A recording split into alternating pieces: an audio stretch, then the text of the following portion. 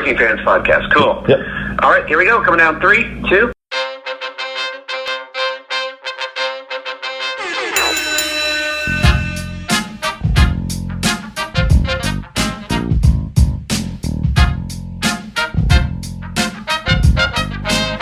Welcome back for another week of the Working Fans Podcast.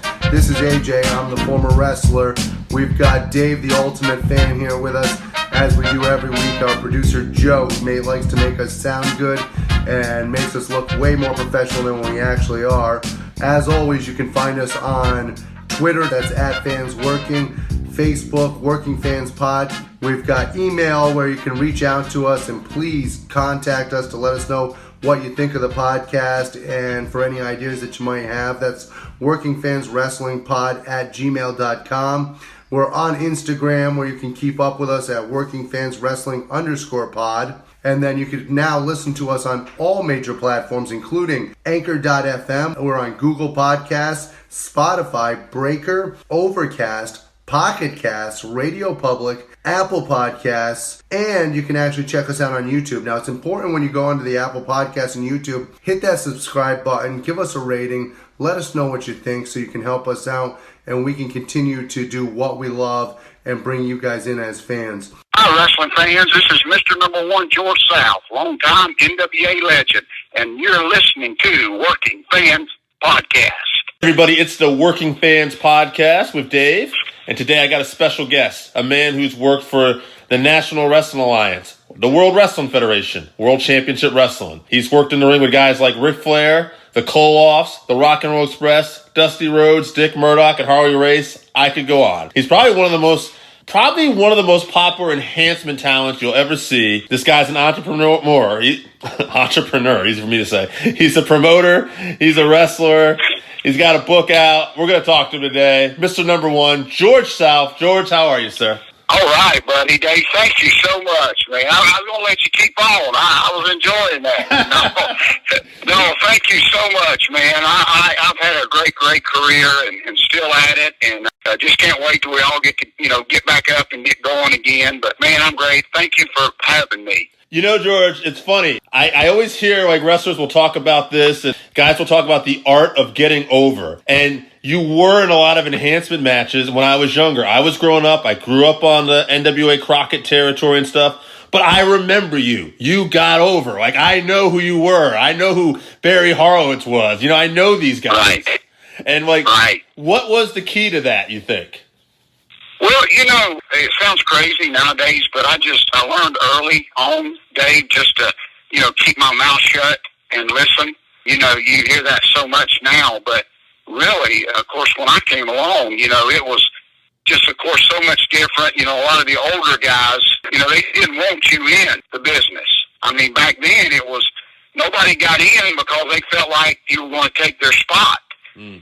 So I just really, I shared. I remember the first time I didn't know how to get in pro wrestling, and I called Georgia Championship Wrestling in Atlanta, and Mad Dog Buzz Sawyer answered. Can you imagine that? I mean, Dave, I said hello, and he said, well, if you come here, I'll kill you. And, I mean, that was it. And so I hung the phone up and said, maybe there's another way I need to try this. But I really, of course, there was no cell phones, anything like that. We just, every now and then you could get a Bill Apter magazine, and they would have an address, in the back to some promoter, and we just mailed pictures. And I did that for years. I believe it or not, I never got one picture answered. In other words, nobody ever called me back. You can imagine that, Dave. But I wouldn't give up. I mean, I knew since I watched it as a kid that this is what I wanted to do, and I just knew there had to be some way. And then finally, I had met an old guy named Rusty Roberts who had wrestled for Mid-Atlantic a little bit, and he had an old gym. And I answered an ad. It was like a Rocky movie. I answered a little, 3-line ad in the newspaper, and the rest is history. I mean, I went in, and they beat the crap out of me for 2 days. And I said, I ain't never going back. I hate this. And for some reason, I went back. But what I learned early on, Dave, is you can't make no money by yourself. And what I mean by that is nobody in pro wrestling has ever made any money by themselves. There has to be two people.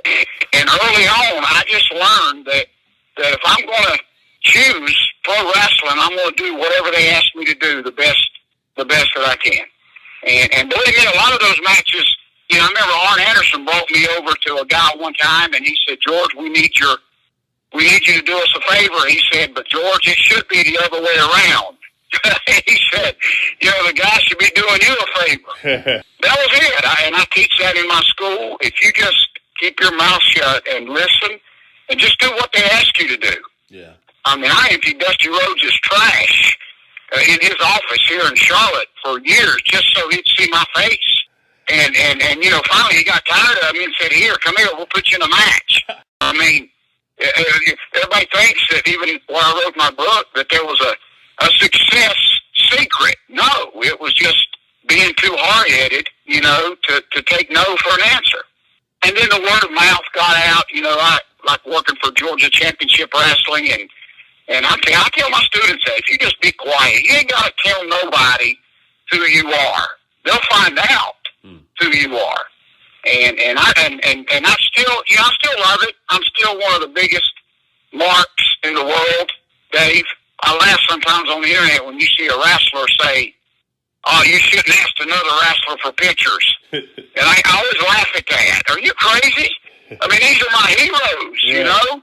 And you know what? As you get older, Dave, that's when you really, that's when I'm really thankful that I have the pictures and you know, those memories. When you're young and you just try to make a lot of money, you don't think that one day you're going to be able to look back and hope that you got, you know, something to remember some of these great guys by. No, absolutely true. And I like what you said about taking Dusty's trash and just to get in front of his face every day. Like, we're doing a podcast and we ask everybody for interviews. And I had a gentleman recently ask me if he was going to do the interview, and then he found out he needed to get improved by a PR department. And he said, "If you don't want the contact info, I understand." I'm like, "No, send me the info. Like, I'll email, I'll message everybody. I'm just nice about it. Be nice, but don't be afraid to get your face out there, you know, and get work." That's right. Yeah. That's right. Well, you know, Dave, one of my great, everybody asks me all the time, what are you most proud of? I mean, was it, you know, we know your relationship with the Lord and all that, but in wrestling, what is the most thing you're proud of? Is it wrestling Ric Flair?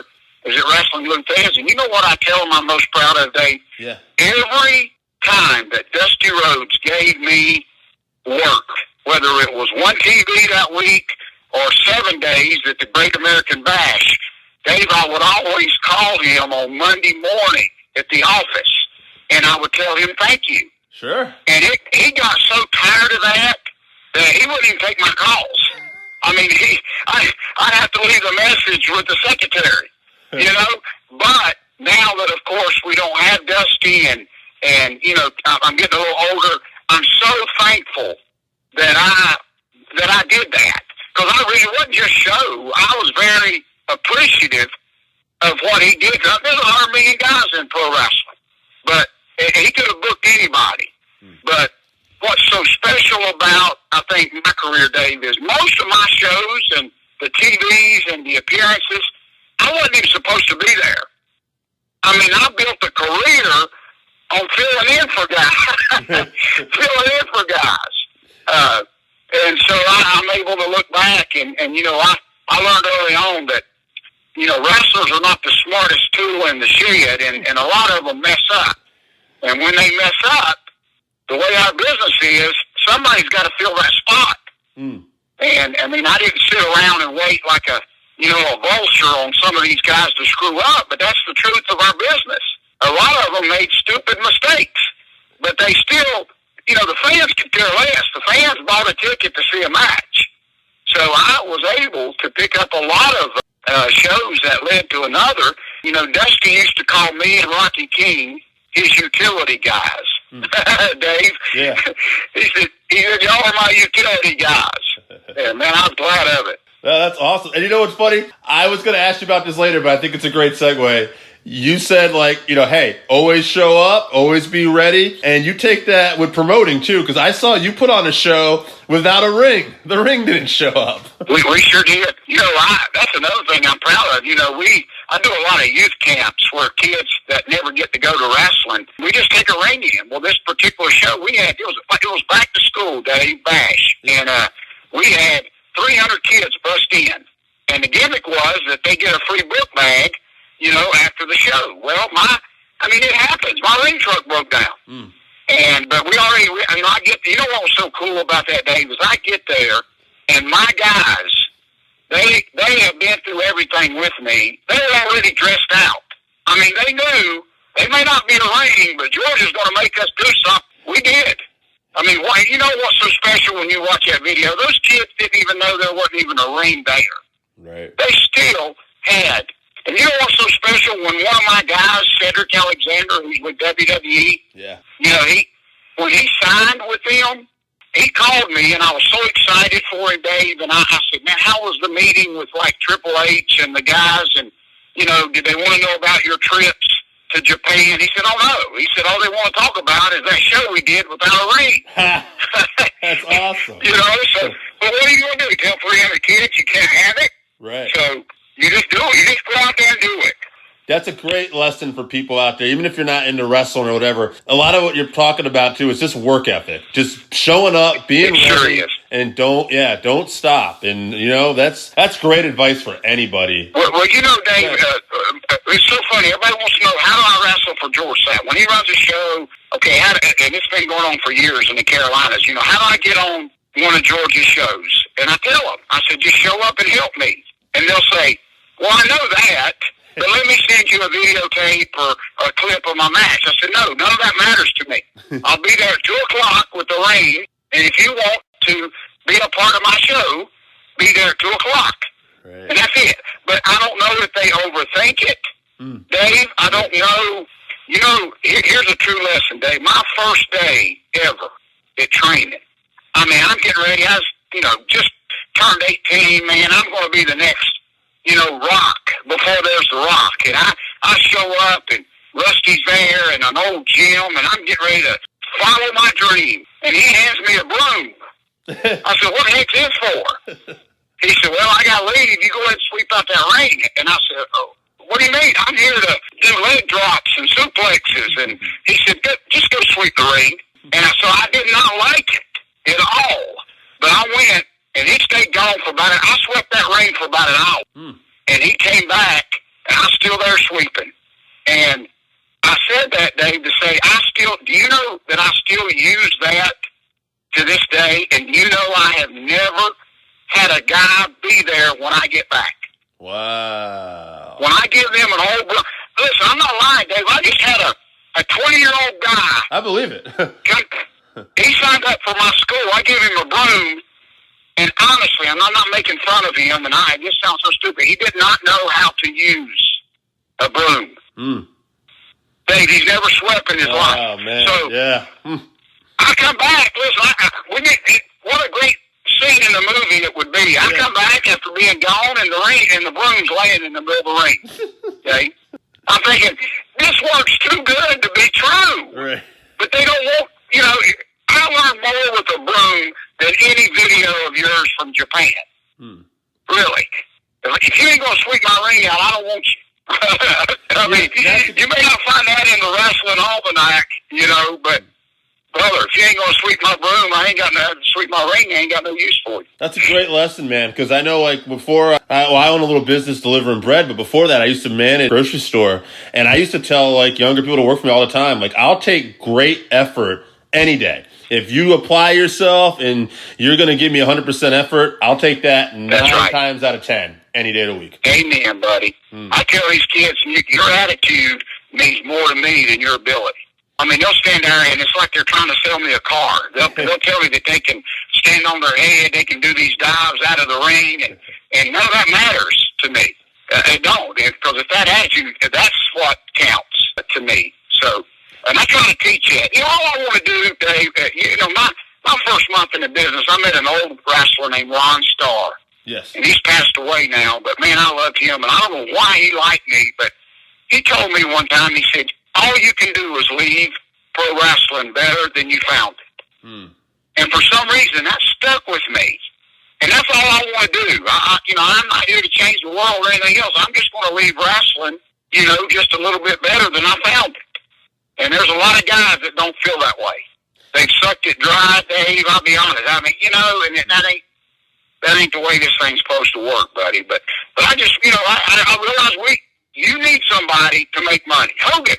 Sure. Hogan needed Andre. Hogan needed Mr. T. Mr. T needed Hogan. We all need. You cannot make a dime by yourself.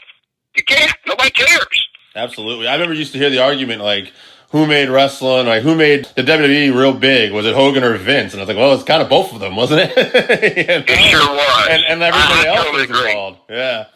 Yeah. Now, but go ahead. Go ahead. I'm sorry, Dave. I'll shut up. No, it's fine. I've enjoyed this. I was going to ask you you seem to really love training. Do you prefer training over wrestling? Is it just totally different? Like, what's your preference on that? Well, I just want to be in a wrestling ring. I know that sounds crazy, Dave, but I'll be 60 years old soon, and I've spent, 43 years of that being in a wrestling ring. And I just want to be in it. Now, I know a big crowd is important or whatever, but whether I'm wrestling, I tell my students all the time, I'll stop my training right in the middle of it and look around at them. And I got all these young kids, 19, 20, 25 years old, and they got all these depressed looks on their face. And, I stop training and say, listen, I'm getting ready to go home.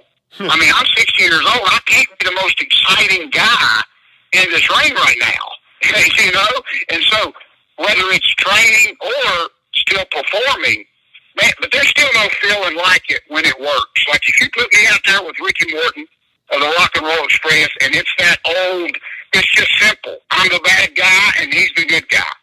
Yeah. And to get those, it's still pretty cool, Dave, to control those people, when they don't even know that you're controlling them. And I make them sit up, I make them yell, I make them boo, I make them cry. And I'm doing that, and they don't even realize I'm doing it. Yeah. And the mystique of our business is there's still no greater feeling in the world. And of course, the bad guy gets beat. Everybody asks me all the time, what's wrong with wrestling? I said, well, I know when I was a fan and when I was brought in, I could sit down with a bag of popcorn and figure out, who the bad guy was and who the good guy was. And right now, that's kind of hard. Yeah. You shouldn't have to have a college education to go to a wrestling match, right? Dave. Yeah. And I'm sitting there thinking, okay, who am I supposed to boo here? I mean, who's the good guy? The whole object of being a good baby face is you're supposed to look weak, but it's crazy because I see these baby faces that are like Terminators. They don't want to sell nothing. They don't even want to go to a knee. And I'm thinking, I don't even understand this. What's funny? And I know my job. I've just always knew, my job was to go out there and do what I could to make Ric Flair or Arn Anderson or any of those guys, look like $1 million. And it's lasted. I mean, it's funny because, I just went down to the NWA, Dave, right before this virus hit. I was going to ask you about that. Yeah, go ahead and talk about that. I'm interested. Oh, buddy, Dave, it was the greatest thing in the world because it had been probably 35 years since I was in that kind of setting, with the studio and the fans. But you know what's funny? What brought back a lot of memories, when I first walked in that TV studio, Dave, how cold it is. In other words, they have to keep it freezing because those cameras will overheat. So I had forgot the Techwood drives and the TBSs, how cold those studios were. But, nobody told me my finish. Nobody told me. That's what I loved about that NWA. I knew I was wrestling Colby Corina, who I loved to death. But I knew before I left Charlotte that I was going to put him over, Dave. I knew it. I mean, that's how it was going to go. If the NWA would have told me, George, we want you to go out there and beat this kid, I wouldn't have done it. I would have done it. I mean, I'm not being a jerk, but my job for these last 41 years is to do what I did down there with Colby, because he deserves it. I mean, he did. He deserved it. And everybody thought we put a lot of thought in it. Someone told me they had all these agents in the back Dave, and I wouldn't let not one of them come up to me. Hey, what? Listen, I'm old enough to be their dad. Right. What's some agent want to tell me? You know? And we went out there, and you know what's so special is that thing was months ago. People that I ran into, even at a gas station the other day, they watched that, and they don't even talk about the finish. They talk about how much fun the match was. Yeah. See? And that's what I loved about that. So I knew my place, even after all these years. Colby Cruiser was funny because I tell everybody if NWA gives me a contract, I'm going to give it to Colby. That's great. Yeah, actually, one of the guys who does the podcast with me, I told him today I was talking to you, and that's one of the things he said. You got to ask about Circle Squared in the NWA. And I said, I'm already doing that. So you'll laugh at me. Dave, you'll laugh at me. The hardest thing about that whole weekend was me trying to remember what it was called. Because, I'm used to doing an interview and saying squared circle. Right. So, yeah. Oh, my God, we did some pre-interviews, and they were all laughing at me because I had to write on my hand with a Sharpie. Sure. Because, to get the words right. It's like muscle memory. You're used to saying that for so many years. Yeah. Right, yeah. See, here's the thing about that, Dave, real quick, buddy. Good. Here's why I want to grab the fans by the shoulders and shake them and say, what are y'all doing? Colby came out there and, to me, did one of the best sincere, honest promos that he'd ever done. I mean, he got emotional because that's life. Right. And those tears were real. They wasn't planned. And then it was funny to see about 10 fans later say, man, how did Colby turn those tears on like that? I'm thinking, see, that's what is missing in our wrestling is when fans get that emotionally attached to us. Holy cow, it was like WrestleMania for me. Here's this young kid that has practically died in life and come back and he wants to support his little boy. This is all a shoot. Yeah. This ain't made up. No writer told us in the back. And then here comes this old grouchy fart that hates everybody, which was me. And I'm going to come out. I love the kid, but I'm going to have to beat him because I want to be part of NWA.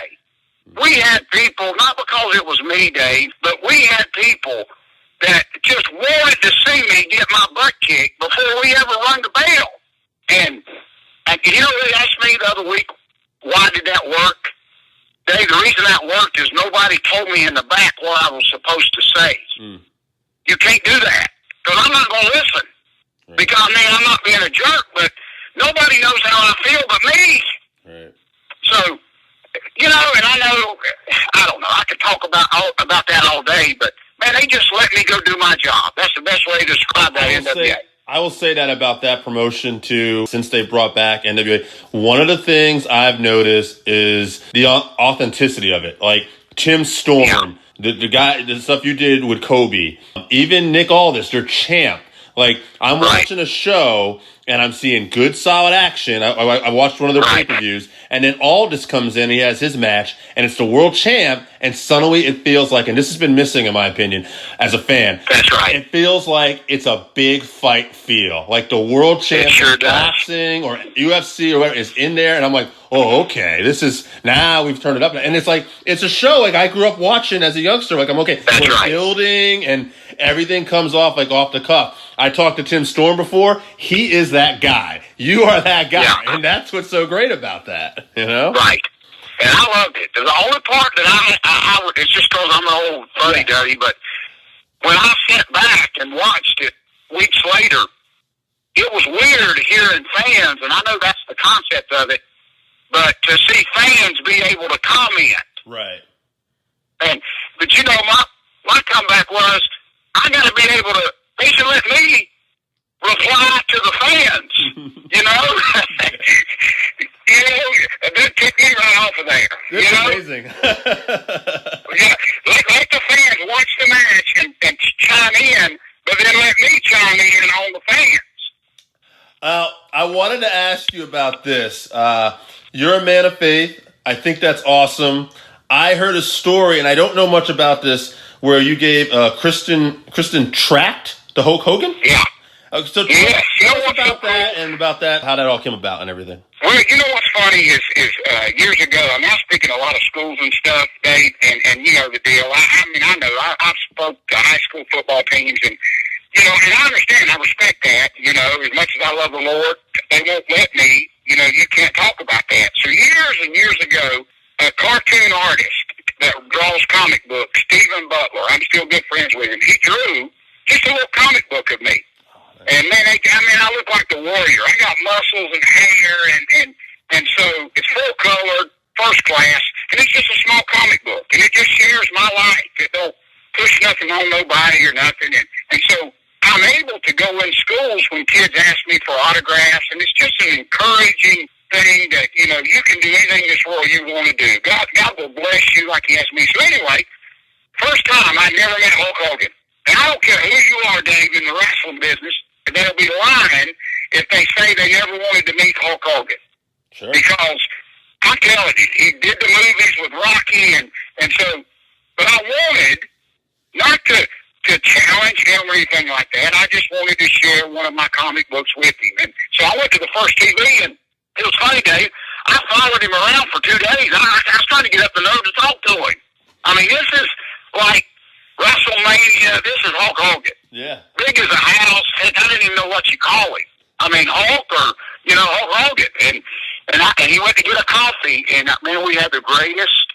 It was the beginning of our friendship. I just went in and just asked him if I could share, you know, this comic book with him. And it was funny because I was kind of joking. I said, you know, you get on TV and say your prayers and take your vitamins. I said, I just want to know if that's for real. I didn't know if he was going to punch me or laugh or what, but he said, man, and you know what was so cool, Dave? He said, listen, when I get on my knees to pray, he said, man, I'm the same size as all these kids. Mm. And you know, here's what's so neat about this story, Dave. Fast forward 20-something years, we get a show in Charlotte with Ric Flair, Hogan. A lot of people don't even know this show happened at a high school. The main event was the Nasty Boys against Flair's sons, Ric Flair and David. And Rick was in their corner. We sold out of high school right here, but Hogan came because they were taping his TV show. This is the first, and this has been 20-something years. At the end of the night, Dave, everybody's left, and and we're taking the ring down. And I noticed back there in the dressing room, an old football locker room dressing room, there's a light on. And so the coaches left, Flair left, everybody left. And I told my guy, I said, hold on here with the ring. I'm going to go see what. I didn't walk, I heard a noise. I go back there, Dave, and Hulk Hogan had been there since like 9 a.m. that morning, just taking pictures with people. Wow. Not making a dime, just because he was still there at 11:30 because some of the athletic director people and some of the coaches and the teachers wanted a picture with him. And so you know what I did? I got right in line, Dave. That's awesome. But, you know, there was no cameras. Every wrestler on that card had already left. See, and that's all I built my business, I mean, my career on is what I see how people are. And he didn't have to do that. No. Dave, I'm marked out for that. I was just, you know, I respected that so much. He stayed. We had the ring loaded before he left. So he could, everybody that wanted a picture with him would get a picture with him. I put it in my book. I mean, the picture of that night, when it was that was like the coolest thing. Yeah. Hey, Dave, you'll love this. I had just bought a $40 referee shirt for my shows. And Hogan was going to special referee that main event with the Nasty Boys. So they asked me, did I have a ref shirt? I said, sure. For Hogan, yeah. I sent it over to Hogan's dressing room. They brought it back with the sleeves cut out of it. But, I mean, why have a $40 shirt? But anyway, he autographed it for me, and I took it home. But, that's great. You know, it was kind of cool. They brought it back. So here, Hogan said thank you, and the sleeves were cut out of it. So, hey, I got to tell you, just to bring it back here, what you said earlier, there's Hulk Hogan early in the morning, all day signing autographs. No one's around. He's just doing it for the love. And you got people that can't even sweep the broom or want to hang out for like... Ain't that amazing? It is. Listen, this ain't brain surgery what we're talking about. You know why people have lasted. There's a reason Hogan is still around. Welcome to the 531, where we debate a top 5 list on a particular subject, further discuss it down to a top 3, and then eventually settle on a top 1. Now after this beat, we'll get to today's subject.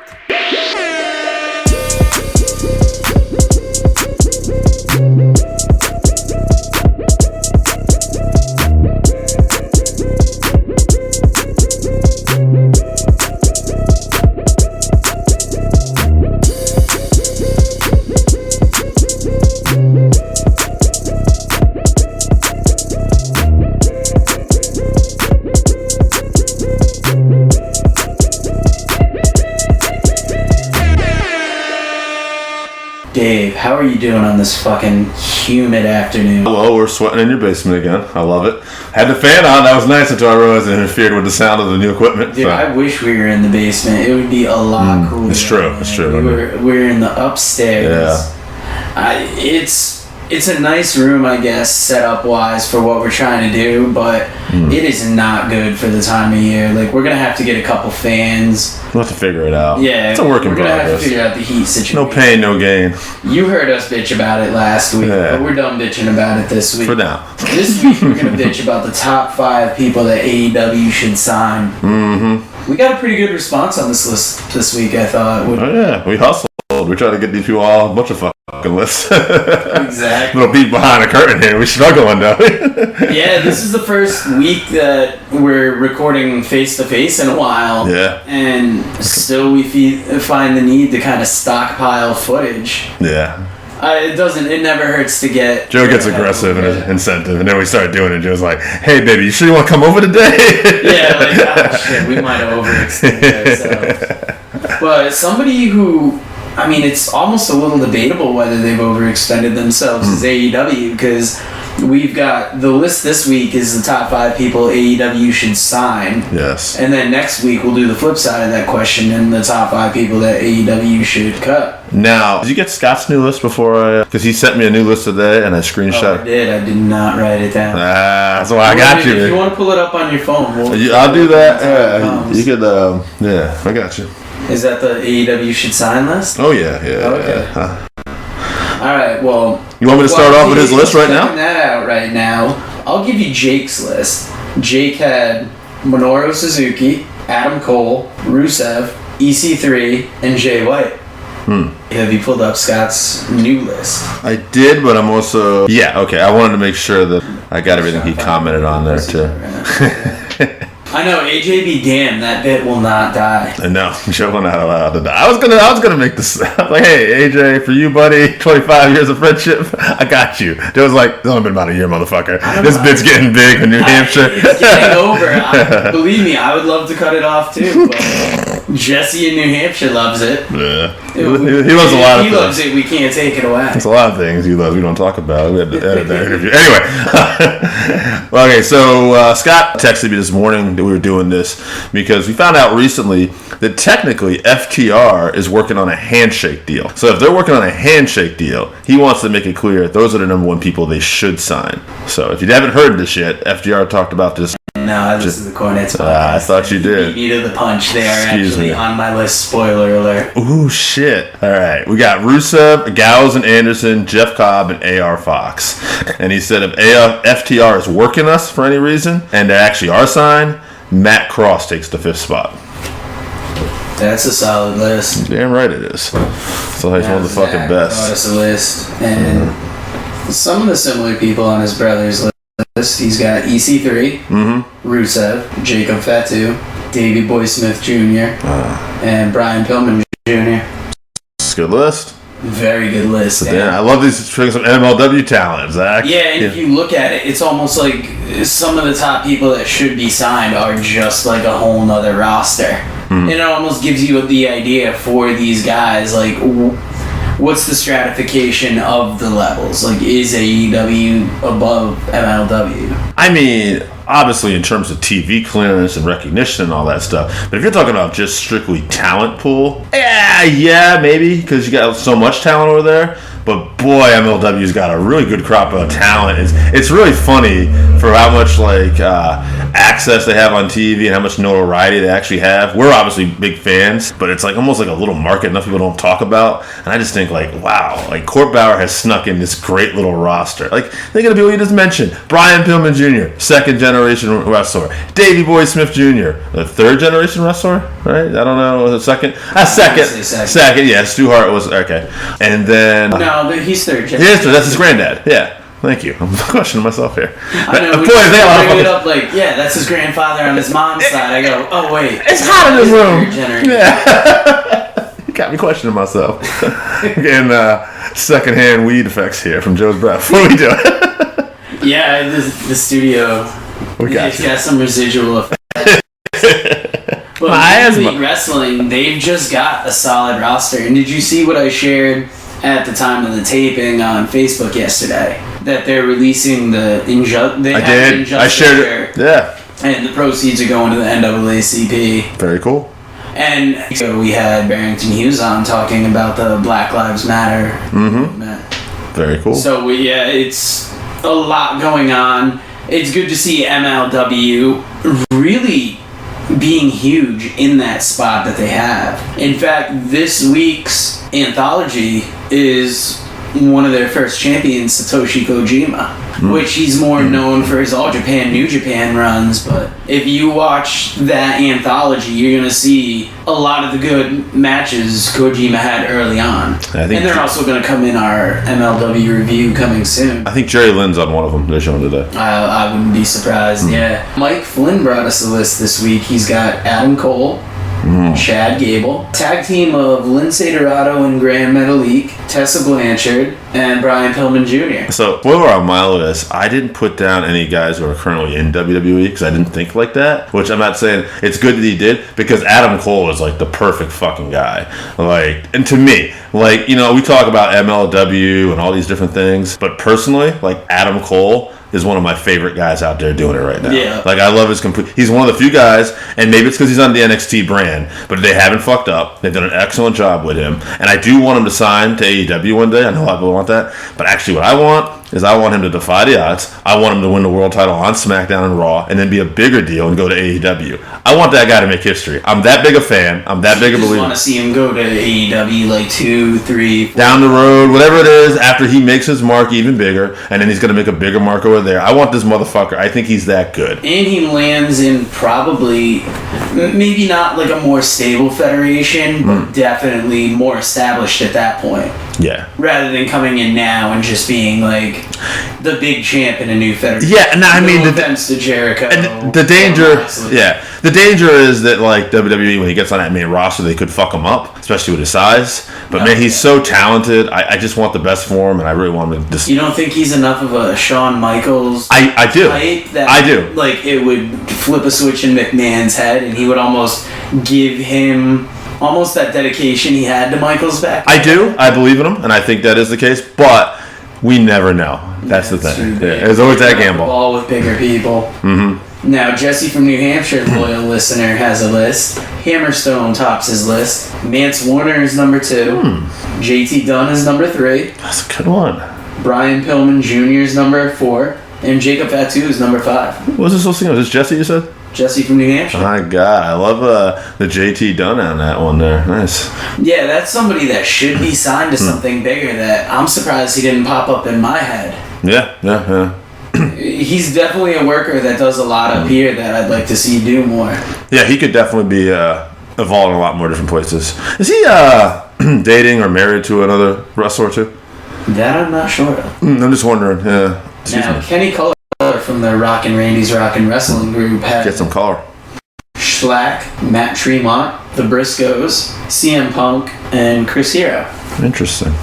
By the way, fun little note, I don't think I actually told you this. This is off there. And hey, it might not work out, but Matt Tremont actually got a hold of me. He might be a future guest. That would be awesome. Schlack and Matt Tremont definitely fill that Dr. Luther, Jimmy Havoc role of more the deathmatch wrestler. The Briscoes would be good, but I can't see them leaving ROH at this point. No. They have. It would be cool to see them somewhere else, but I mean, they're just monsters there, and they're heavy on that division, I would say.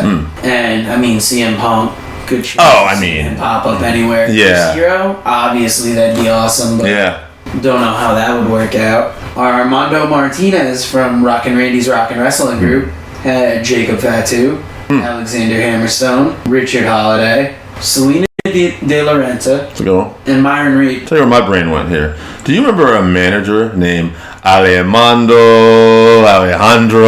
Estrada? No, I didn't think you would. That was kind of time period you were dipping out a little bit. He was the manager of Umaga, and that was kind of his thing. And he like smoked cigars and stuff like that. Okay. And funny because this gentleman's name is Omando, and the first guy he picked was Jacob Fatu. So that my head went completely into that direction right there. I mean, solid list. Yeah. All MLW guys. Richard Holiday. Oh, Richard Holiday. Over guess. Yeah. Just signed a major deal. Hammerstone just signed a major deal. Good to see these guys in there. Now, other loyal listener of the show, Randy, had the North. Tessa Blanchard. Take a shot. You're playing the working fans. I mean, it wouldn't be a Randy list without Tessa. But Mike Bennett is number 3. Interesting. Eli Drake is number 4. Yep. And then Diamante is number 5. She was the female in the LAX group. Yes. In Impact. I'm sure she's done other stuff. That's where I became familiar with her. Yeah. Very good worker. Yeah. I'm not really a big fan of Mike Bennett necessarily going, but I like everybody else on that list. I like the North. I really like the North as a team. I've watched some stuff they did on the Empty Arena Impact stuff. They've been like filming like vignettes and stuff. Yeah. And super hilarious, super funny, very entertaining. Love what they're doing. Eli Drake, big name, but I mean, he's killing it in NWA. Yeah, Eli's a guy. Now that he has his own show on NWA, really impressing me even more. AJ, not here in physical body, but here in spirit. Mind and soul. Brought us a list that is topped by Matt Cardona, Rusev, Eric Rowan, Interesting. The North, Oh, there you go. and Rachel Ellering. Rachel Ellering, interesting pick. I didn't think of her. Nice to see the North get mentioned again. Matt Cardona, a.k.a. Zack Ryder. Definitely somebody that could add something to any promotion. He's a guy that had a great run promoting himself, and WWE really didn't do much with him when he had momentum. Yeah, we've only seen him as a wrestler really in WWE, and he got over despite the lack of a push that I would almost like to see what he could do outside of that system. Sure. Now, my list is next, and there's a couple. Matt Cardona tops the list, and I think he was honestly only on my mind because AJ brought it up, and I'm like, oh, that would be a good pick. Same with Rachel Ellering. Yeah. She was somebody I wouldn't have thought of otherwise, but I think AEW's women's division, though it's decent as it is, could use that extra boost. 100%. Along with her, Deonna Purrazzo. I know she just signed with Impact, but I mean, she would be another female. If you added her in, that would make your division that much more wild. Yeah. I've got Mance Warner on my list because obviously when I saw it on Jesse's list, I'm like, I wonder what Mance Warner would be like on TNT. He wouldn't quite be like what he's like on MLW, but I think he would still. I think he'd be entertaining. And finally on my list, me and Scott must listen to the same podcast around the same time. Yeah. Because I ended my list with FTR. Yeah. And that was just based on finding out that they are not currently signed to a deal. Speaking of Scott, he's on our TV screen right now. Yeah, sidebar on that women's division comment about AEW. It's good, but it definitely, I wouldn't put them like WWE, even though they got to work on their booking, they creamed up a lot of the women talent when they did. I mean, there's a lot of women talent there. But I always put them as number 1 for talent. Booking is always we'll see what they have. But number 2, more than enough bodies, especially when you consider that when it's broken up by Santana Garrett is on their roster, but not really used as much. Mercedes Martinez was signed recently, and you haven't seen her much. I mean, just Charlotte, Bayley, Sasha, Rhea Ripley's coming along. Oh, because of the pandemic, we haven't probably seen her a lot. Toni Storm, so much talent now, but. Hashtag Tony Storm's ass. I do remember Tony. But I mean, here's the deal. I would even say that like they don't even like as far as the promotion. Like I think Impact Wrestling's female division's a little stronger, just with Tessa, Valkyrie, and now Purrazzo being in there, and then Jessica Havoc, Sue Young, Jessica Havoc. Back when they had Allie, that was a good mix. You got Kira Hogan. What's her Jordan name? Graves. What's her name? Just recently joined too. Longtime independent female. Kylie Ray. No, starts with a K though. Kylie Ray's there too. Even more fantastic. Yeah. Kimberly. She's on that roster now. Yeah, actually just watched her recently. Yeah. Wow, they might have the sleeper roster. They really do. Like it could be arguable. Like I'd have to look at the WWE different brands, but like if you're taking the fact that actually now all those women are separated on different brands, yeah, I might say Impact is killing it. All right, Dave, we're down to one list that we haven't heard yet. Oh yeah, that's the main event. Oh yeah, sounded like Otis actually right there. It didn't sound like Macho. It sounded like Otis. Oh yeah, my little peach. What do you got with those steaks and shake? Steaks and onions. All right, I got a couple lists in front of me, so let me pick the right one. All right, AEW, who are you hiring? Now, there's a couple guys I left off this list I feel bad about. One guy, all right, well, are you starting with your honorable mention? I'm going to start my honorable mentions here, all right? I'm going to do a little Jake St. John style here. First off, David Starr. I don't know if he would work for them because he's so about being independent, as we know, but he's so talented that if they could sign him, I'd recommend it. Wow, see, I didn't even think of David Starr just because of how, like, extreme his stance is. Mm-hmm. I don't see it happening, but he's definitely like a guy just on talent. If we're talking about talent, yeah. David Starr definitely needs to be somewhere bigger than he is, or does he really? Because I mean, he's been making it over the years, just doing what he's. He could be a legend doing what he does if we get back to normal. You know, another guy I didn't put on my list that I probably should have was Jacob Fatu. I'm a big believer in Jacob Fatu. So and like I said earlier, Adam Cole, because I wasn't really thinking about WWE talent. I know the rumors are out there, but he's a guy for an honorable mention. So, who I got for my actual list? Number one spot, Hammer. Please don't hurt him. Alex Hammerstone. Love this guy. All right. You know I love MLW talent. So, Davey Boy Smith Jr. also makes my list. All right. He's a guy that I'm surprised more people haven't gone after, especially given the wrestling legitimacy. Mm-hmm. Like the catch wrestling. He's got it all. Legitimate, tough, great look. Another guy who I didn't hear make a lot of lists, and maybe because he just symbolifies the NWA, but Nick Aldis. My God, if you can get a hold of Nick Aldis, like Nick Aldis to me, like that built-in feud he has with Cody Rhodes and stuff like that. Like, I don't know. Nick's the man to me. He could be a good player. I almost think it is that he's made himself such a centerpiece of that NWA. Sure. Like, he is the NWA champion. 100%. I think how many years ago would you have looked at Nick Aldis and thought like, oh, that's that Impact guy? Right. Now it's like, oh, that guy, like that's the NWA champion. That feud with Tim Storm really kind of made him in my mind. Me too. Yeah, I think Tim Storm is a lot better. Cody, shit. Yeah. Rounding up my list, Richard Holiday, former guest of the show. Not kissing his ass, but I believe in this guy. And a tie for number 5. That's right, we're going to use the Jake rule all around on this list today. I got Eli Drake, dummy. And you got me. I got to say it. Maybe she's not the most likable person on some rosters, but she's pretty talented. Tessa Blanchard, you're included. I think highly of her. What she does in the ring. No, when she's making those supposed shit videos. I mean, I don't know. That's none of my business. All allegedly. All right, that's my list. Who we got as some of the more popular vote getters, Joe? You kept track. I wrote them all down, but keeping track's a different thing. Adam Cole has a couple.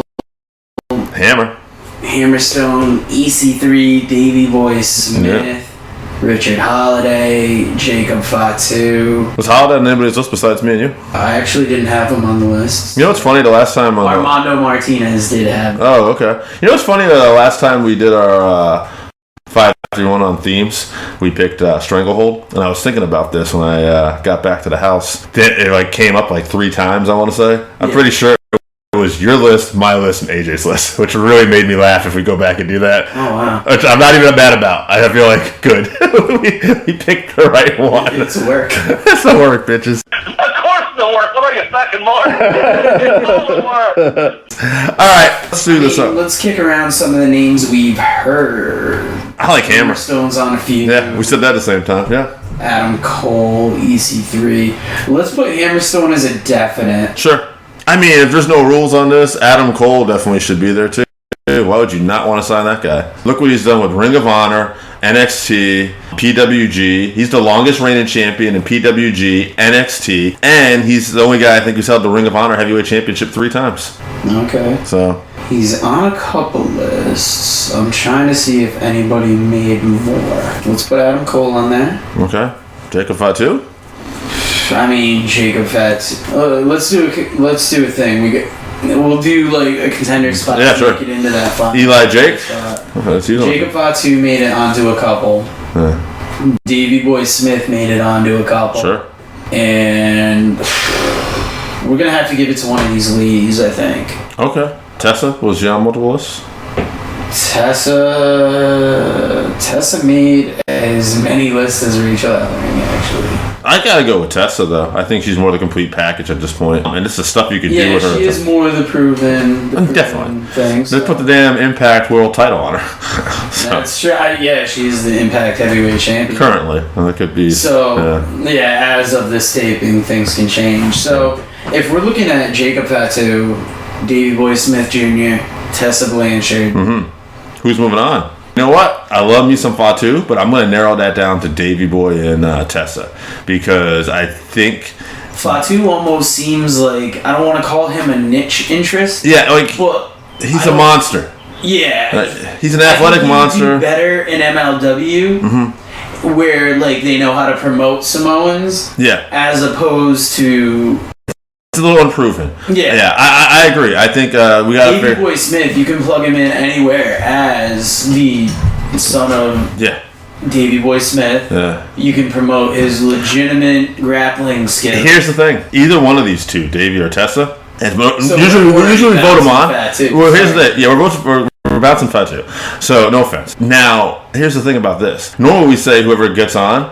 Like, I would go, okay, well, we're just going to bounce them out. Either one of these two could win the whole thing for me. Like, I really do believe heavily in both these two. And here's the difference. Sometimes, like they say in MMA fights, styles make matches. Yeah. In this particular matchup, when you match these two, I'm taking you back to what you said earlier. You kind of turned me on this. AEW could use a little boost in their women's division. Yeah. So because of that currently, in the current climate, I would put my money on Tessa. That is tough. Now, I would have moved on Davey Boy Smith just because of that pure package. But if you do look at it, if you're going to bring in a second, third generation wrestler, you're going to want them to fill a spot. And almost to jump the gun to next week's list, there's a certain amount of people that, I mean, AEW's got a stacked roster. And as 99.9% of the people that responded to next week's list came up with an actual list. Too soon, apparently. Spoiler. But you know what I say, like,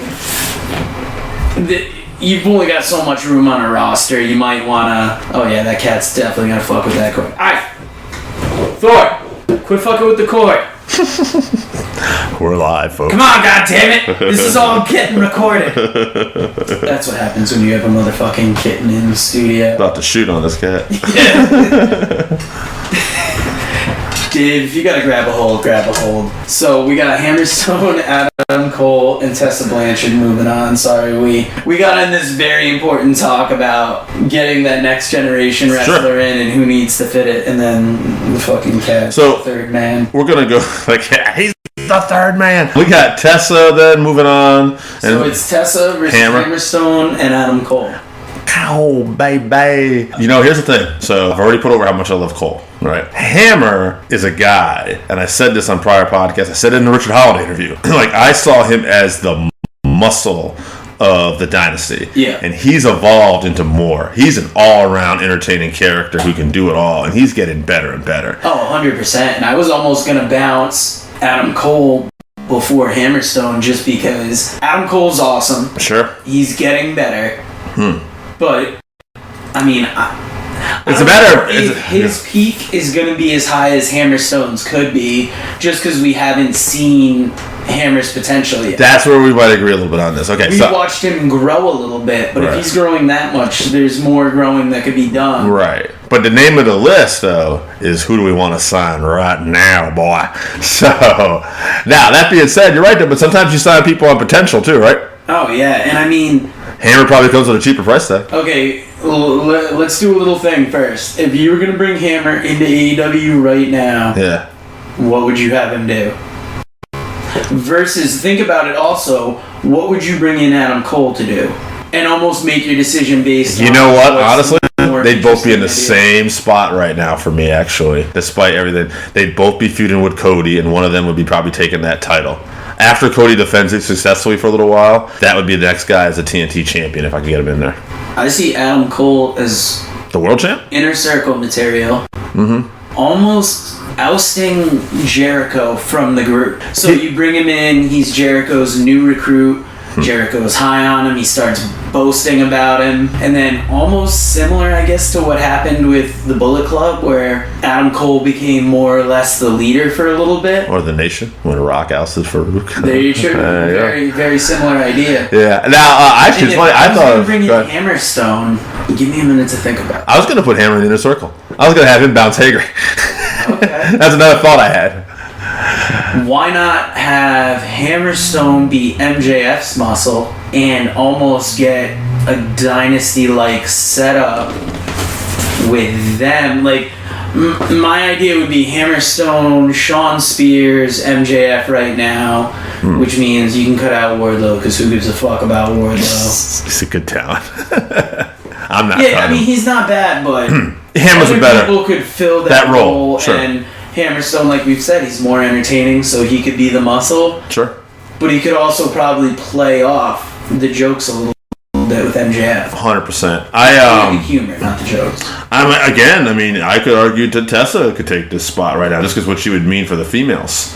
At the end of the day, someone's got to go. Yeah, I was just kind of looking at who can we bounce. Like, yeah. I'll tell you what, just because it's a little less likely they're going to get him right now anyway. I heard something recently as of today. Adam Cole. We'll bounce Adam Cole because I did hear a rumor that he's most likely actually already signed an extension despite the rumors. So. well, I mean, Hammerstone's already signed too. True. Signed that.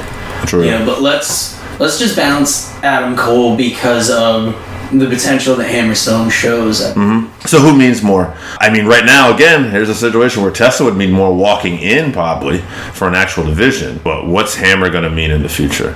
As much as I put over what Cole's going to mean in the future of this business. Yeah, that's true. I think Tessa would make the better immediate impact just because of how No shaky pun intended. that ladies exactly.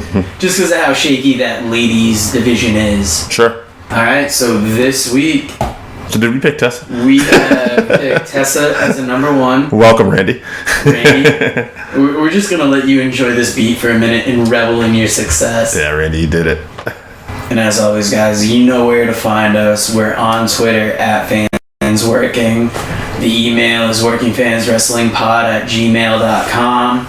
We're on Instagram at workingfanswrestling_pod. Facebook, we've got the Dave and AJ page and the Working Fans Podcast group. And as always, take it easy, guys, and we'll talk to you next time. It's actually more the Dave and AJ Facebook account and the Working Fans page.